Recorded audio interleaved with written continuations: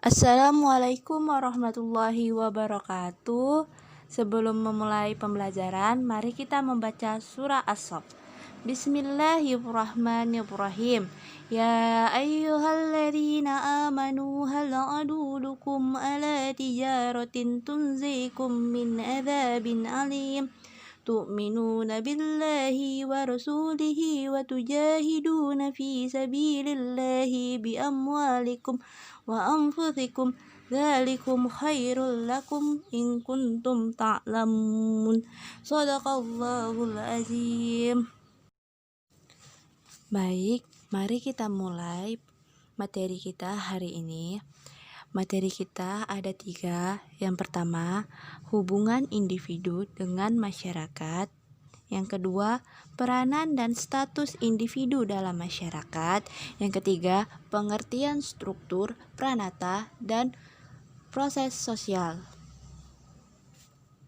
Baik, sekarang kita memasuki materi yang pertama, yaitu hubungan individu dengan masyarakat.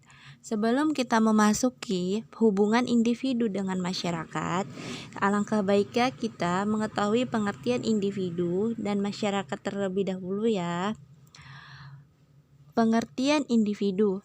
Dalam ilmu sosial, individu berarti bagian terkecil dari kelompok masyarakat yang tidak dapat dipisahkan lagi menjadi bagian yang lebih kecil.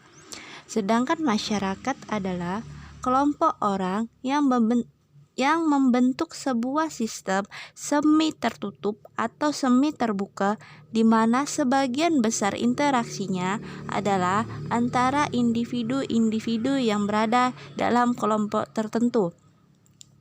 Jadi, hubungan individu dengan masyarakat ini sangatlah jelas ya, yang dimana individu adalah bagian terkecil dari pembentuk masyarakat, sedangkan masyarakat ialah hasil dari interaksi antara individu yang ada di dalamnya. Materi yang kedua, peranan dan status individu dalam masyarakat.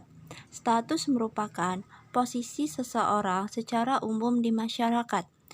Posisi ini menyangkut lingkungan pergaulan, hak-hak, dan kewajiban. Seseorang bisa memiliki beberapa status karena memiliki pola kehidupan. Contoh, sebagai kepala sekolah, menjadi RT, dan sebagainya lainnya.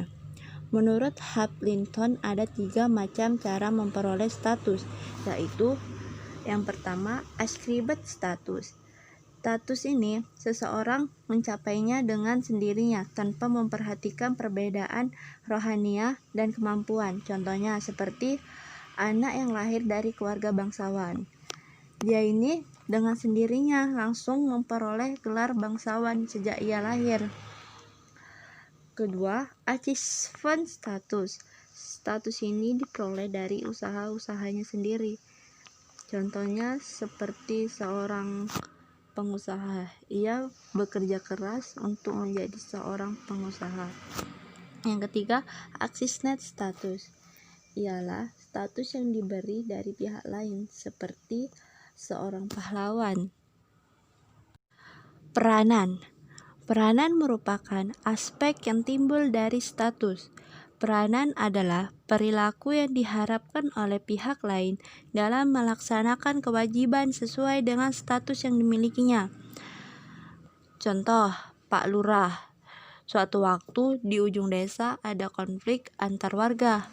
Maka peran seorang Pak Lurah sebagai apa? Tentu sebagai menyelesaikan konflik itu dengan damai dan tentram kan? Jadi, peranan dan status ini tidak bisa dipisahkan. Materi yang terakhir yaitu pengertian struktur pranata dan proses sosial. Struktur sosial telah diuraikan bahwa masyarakat merupakan suatu sistem sosial budaya yang terdiri dari sejumlah orang yang berhubungan secara timbal balik melalui budaya tertentu. Mereka saling mempengaruhi dengan mempergunakan norma yang sama untuk mencapai tujuan yang sama pula. Sistem ini terdiri dari berbagai unsur, komponen, atau perilaku yang saling terkait satu sama lain. pola perilaku dari setiap individu dalam masyarakat yang tersusun sebagai suatu sistem ini disebut struktur sosial. Pranata sosial berasal dari istilah social institution yang diartikan secara berbeda-beda oleh para ahli ilmu sosial di Indonesia. Ada yang mengartikannya sebagai lembaga kemasyarakat, sebagai lembaga sosial, sebagai pranata sosial. Pranata sosial ini dibentuk oleh masyarakat untuk bertujuan memenuhi kebutuhan pokok manusia. Proses sosial proses sosial. Manusia senantiasa saling berhubungan dengan manusia lain atau melakukan kontak sosial. Hubungan antar individu ini saling mempengaruhi dalam hal pengetahuan, sikap, dan perilaku. Disebut interaksi sosial. Interaksi ini dapat terjadi antara individu dengan kelompok, dan antar kelompok.